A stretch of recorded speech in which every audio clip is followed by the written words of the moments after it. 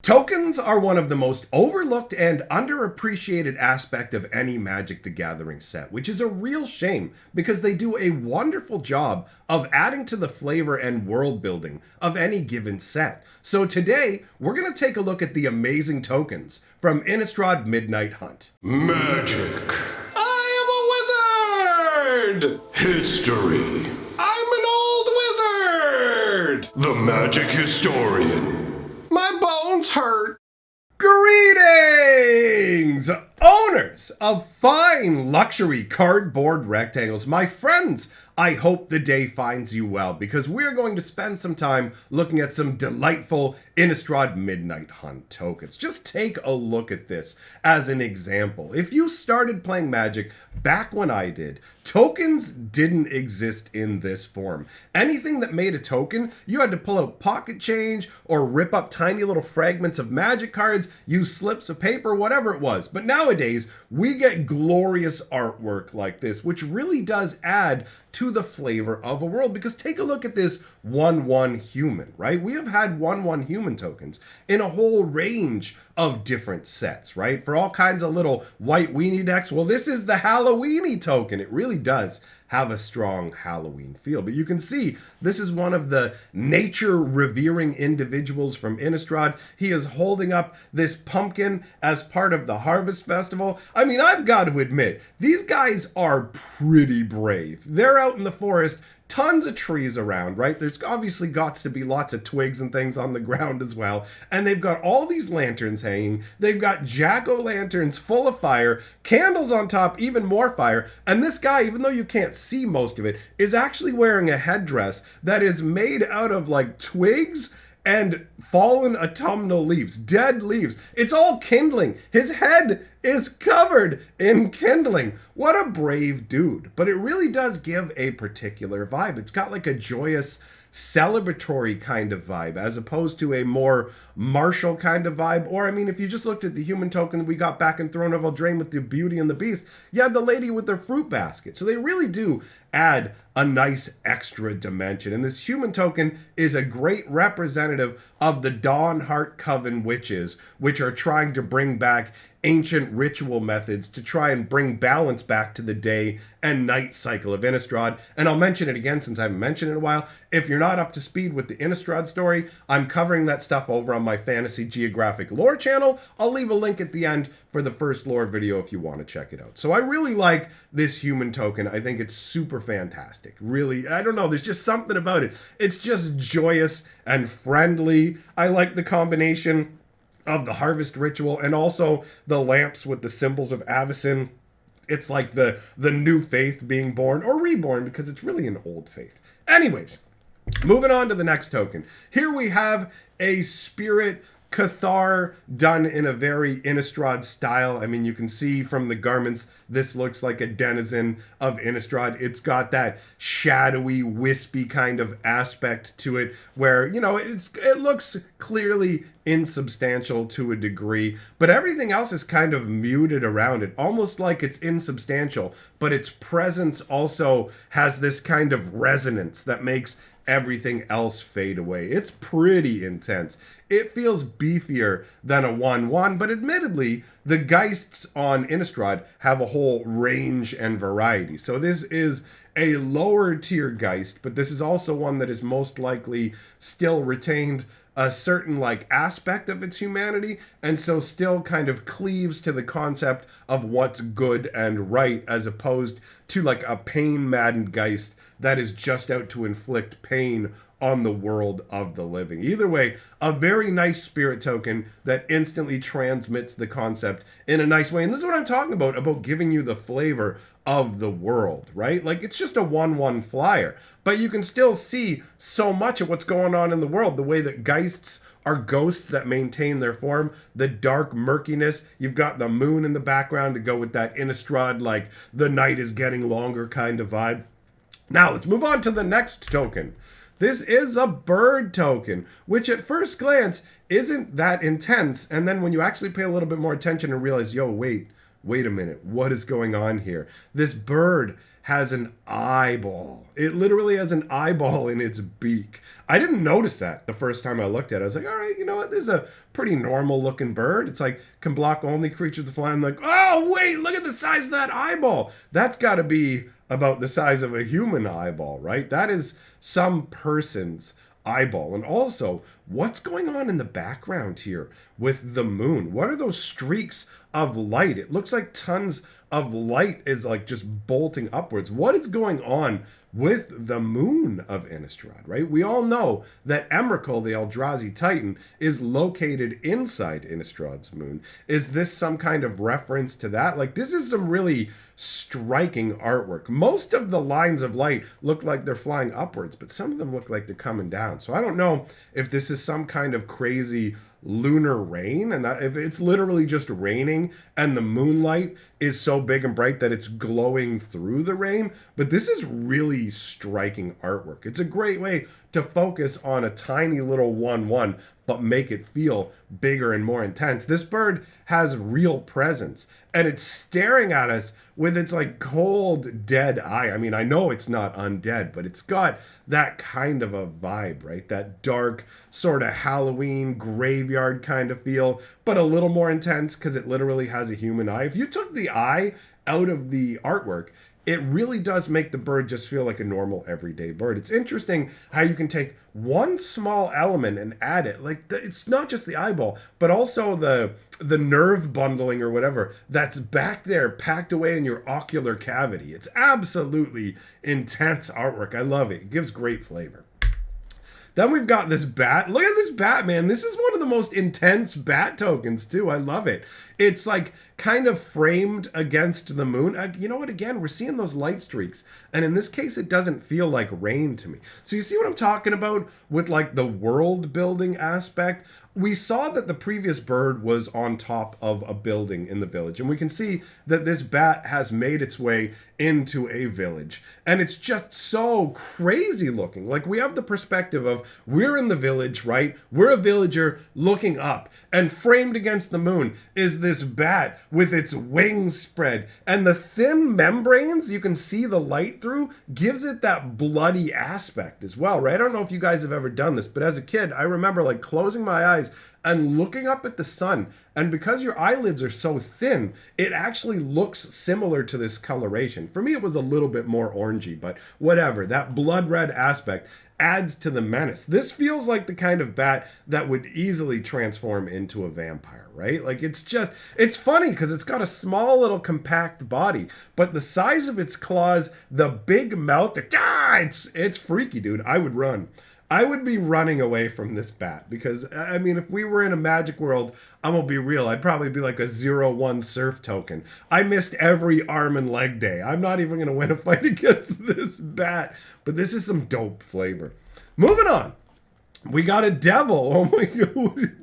I never noticed he was riding a goat. Every time I looked at this artwork, I was so focused on his grin and the moon and like the pose of it. And just like, oh, okay, it's another one of those devils that when it dies, it does a damage to any target. Okay. I never noticed he's like riding a goat. Look at that. He literally has this devilish grin. He looks beefier than a 1/1, man. Honestly, he looks like he'd easily be a 2/2. He's got the torch, which is great because the torch to me represents like the 1 damage that he does in this case, where you go up to him and you poke him with the shoulder and you're like, and he just throws his torch at you. I hate you. Or he throws the torch at the goat. Like, I'm gonna burn your goat. But he's literally riding a goat, and it's like he's got like a little whipping stick where it's like wacha, wacha, onwards, and the goat is just bleeding in panic as it's charging down the road, I guess. Is the devil riding this goat into town?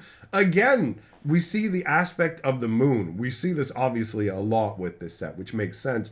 But I really do love like the moon behind these different characters. It's just got this like great tied together flavor. And all of these different tokens are being shown in their nighttime aspect, which helps to enhance that whole day-night, there's more night than day kind of feel to Innistrad. So I really do love the way that these add to the set overall. So now we've got an elemental, pretty intense looking. It's got trample. This creature's power and toughness are each equal to the number of instants and sorcery cards in your graveyard, plus the number of cards with flashback you own in exile. So this is an elemental that's made up out of pure like magic essence. And dude, it looks really intense. It's combining like lightning and fire magic. It's got this rib cage that looks like it has like a furnace inside of it, right? You can see the red fire coming out of the slats in between the ribs, and you can see also that fire burning behind the eyes, the missing nose with the nose hole, and then the smile made of fire, lightning arcing all across the body, and smoke and flames just licking up into the sky. That is absolutely awesome. It looks really, really intense. And again, it gives that perspective feel where we're down on the ground and this thing is massive and towering over us. Just what you need when your world is already overrun by vampires and werewolves and everything else. Let's just have giant elementals running along. It's not like we have devils and ghosts too. They got everything up in Innistrad. This is a cool token. Then we've got the most intense beast token I've ever seen, man. Every other beast token is shown in a less humanoid, more like I am a gigantic hulking like ox or lizard beast or something like that. Whereas this has a very human aspect to it and is really unsettling. I mean, this is a 4/4 humanoid that had, it's like, we're in the realm of werewolves. This is not a werewolf though. This is some kind of weird swamp bog beast with these curled horns and a ton of fur on its body, but the fur isn't really covering its face, so you can see that it's got some almost aspects of humanity, but you can also see that the eyes are glowing and it's got these talismans that are made out of most likely human heads or other humanoid heads, like skulls, and their eyes are glowing the same way, and you can see like maybe will-o-wisp eyes in the background or something. Like there's these little lights that aren't specifically in skulls floating around. One or two are in the front of the beast and some are in the back, almost like they're like motes of magic that float around this beast. But look at how well it camouflages into the murk and grayness of the bog that it's in. This is, again, hands down the most intense beast I've ever seen. I love it. And I think this is actually what features in the story with with Teferi and Ren and Seven. So I think that's the beast. I'm not 100% sure, but either way, absolutely amazing flavor. Then we've got, I think, the biggest insect token that we've had. Most of the time, insects are just 1/1. And if you look at the artwork on its own and saw the name insect, you could be forgiven for thinking, it's just another 1/1 ant. And then you take another look and you go 3/3, whoa. And then you take another look at the artwork and you go, wait a minute, that ant has a full-sized snake in its pinchers. This is no 1/1 ant. This is a gigantic ant, the size of roughly probably an elephant, which is absolutely amazing, right? Look at it. It doesn't feel that intimidating until you understand the aspect of it, right? Because ants, when it comes to insects, ants are one of the least intimidating, with the exception of crazy things like fire ants. Like regular ants are the least intimidating and scary of insects. They're like, if I saw an ant going across my floor, my thought is, okay, look, I don't want ants invading here. Let's get it out of here. But it's not like when you see like a silverfish scuttling on the floor and you're like, oh, we need to burn the whole building down. You know what I mean? Like, so when you look at the artwork, you're like, okay, it's a whatever ant. And then when you realize the immensity of it, it's like, all right, that's awesome. Then we've got ooze. So we talked about the creature that makes these tokens in a previous video. This is a funky token. The creature's power is equal to the number of card types among cards in your graveyard, and its toughness is equal to that amount +1. So basically it's like feeding on stuff from the grave. And I like the way that they've chosen to represent this here. To me, what this artwork looks like is you have a laboratory, right? Because you have all these stitchers that go out and collect up body parts, sew them together to make new zombies. So this is probably a stitcher's laboratory, although it could be some sort of other arcane laboratory used by a wizard. And they had found a specimen of this ooze and were keeping it contained in this particular like urn style device. And the ooze is now escaping and it's about to start eating different parts of the laboratory and growing larger. I like it. It's a different way to present it. Like, it's a threat that you may not have realized was a threat. It's just kind of sitting there, and then all of a sudden it's coming at ya. I like it. It's a different way to show news. After that, we've got a spider token.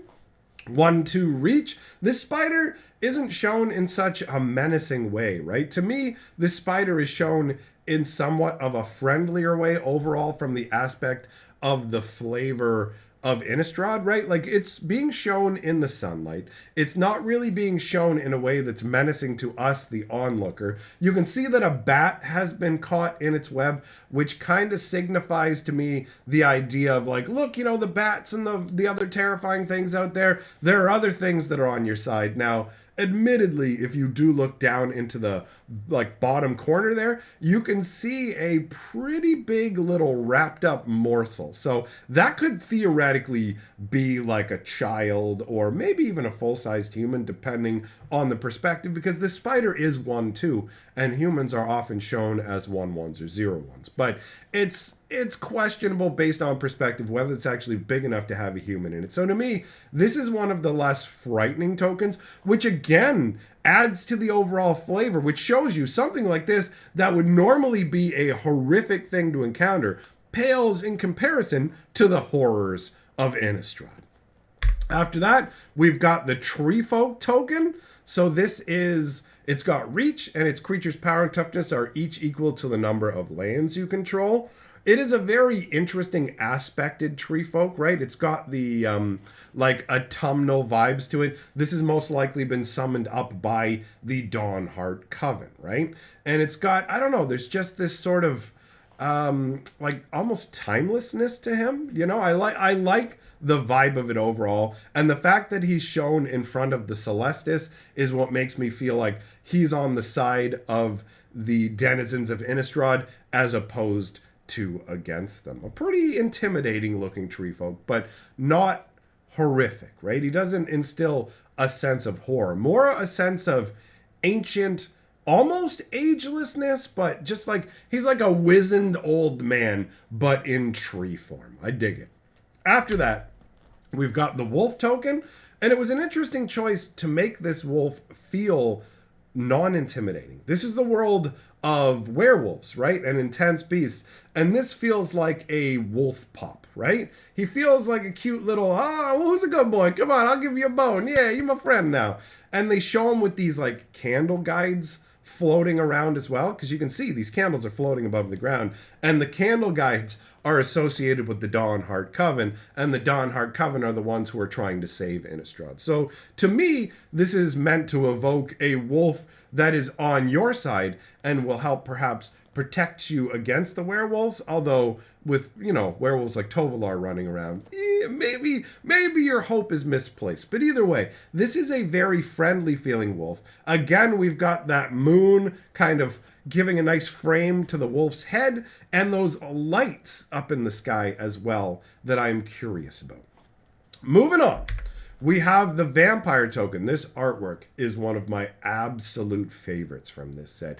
It's so good. This token's intense to begin with. It's a 3/1 trample lifelink haste. So even for a token, it will make you pay attention immediately. Like, whoa, okay, this is pretty beefy. Like swing with it right away. It can trample over. You gain life from it because you're drinking up the blood that he brings you in his little cup. Here, have a nice sip. So it's a black-red token. I love the way that's shown with the creature type at the top, where it's like half is black, half is red. It's subtle and you might not notice it at first, but it's a great little short form of letting you know. And they do that also with the text box down here where it's separated in two colors, and I appreciate that. But the artwork is absolutely awesome. Again, we have the same theme of the moon serving as a frame behind the individual, this time with a little flight of bats that are almost like accompanying him as a royal honor guard. That's the kind of vibe it gets, because this guy feels like a vampire noble. He's flown up in the sky.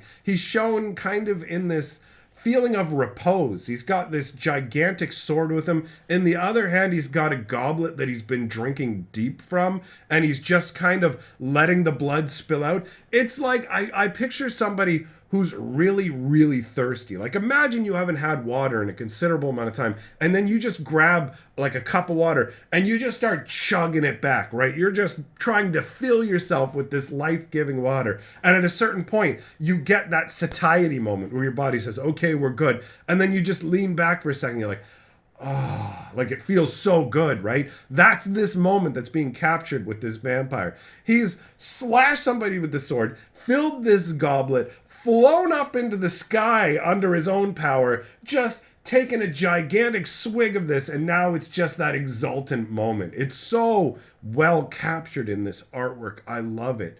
It is pretty bleak as well for any onlookers, but overall, awesome looking artwork. See, man, the tokens really do add so much if you take the time to really dive into them. After that, we've got this crazy black blue zombie menace token. This one is like in some kind of Stitcher's lab, it looks like, but I'm not sure exactly what's going on here, right? Like he's got this crazy kind of bandolier set up with the belt strapped across him and this like peacock style fan blade coming up off the back of him. And I guess maybe he's like defending a Stitcher's lab or escaping from one, but you can see what looks like the crazy devices that would be jabbed into them to control their brains, because we've seen that in other artwork. This is a really crazy looking zombie, and it has like a mask on or something instead of its original face, and it looks like it's like drooling out the bottom of it. It's got like the white soulless eyes. This looks so different for a zombie. It really is genuinely striking overall, right? Pretty nice. Then we've got the clue token, which is both grisly looking and hopeful. So what's going on with this clue token is this is essentially like a waypoint for the Dawnheart Coven when they're on their way to the Celestis. You have these different sort of locations set up where they have a number of candles and perhaps animal sacrifices or other things that tie into this harvest concept, but it does really have a grisly feel to it, right? I mean, in the forefront, it kind of looks like an animal skull with a beady red eye. It's all dark in the background. The tree itself looks like it might have some blood smeared, like a bloody handprint was put on it. So this might be a waypoint that has been somewhat damaged or defiled. But yeah, basically this shows up in the story when Arlen is trying to locate these particular witches, right? And so this is one of the clues that leads Arlen to find them. And if you want to know that story, again, Fantasy Geographic, link at the end of the video for you, my friends. But this is a very evocative card. I like it because the idea is this is supposed to be a clue. And when you look at it, it really does get your mind whirring with, okay, this is a clue. What does it mean? Which is the exact kind of response you want from a clue, right? And then we've got the emblems, which I decided to include, even though they're really just using the artwork from the original card. So you've got Teferi here looking pretty impressive and imposing with his final untap all permanents you control during each opponent's untap step. You draw a card during each opponent's draw step. He's got that resolved look on his face. And then we also have the Ren and 7 token, where she looks very intense and imposing as well, with her claw raised up in the air. The story of how Ren and 6 became Ren and 7 is actually really cool, and also ends up teaching Teferi a little bit more about magic. And I'm in the midst of working on that lore video, so if you want to know how Ren and 6 became Ren and 7, then make sure to check out my other channel so you can enjoy that. So that wraps up the video. If you liked it, share it around. Thanks for coming by. See you next time.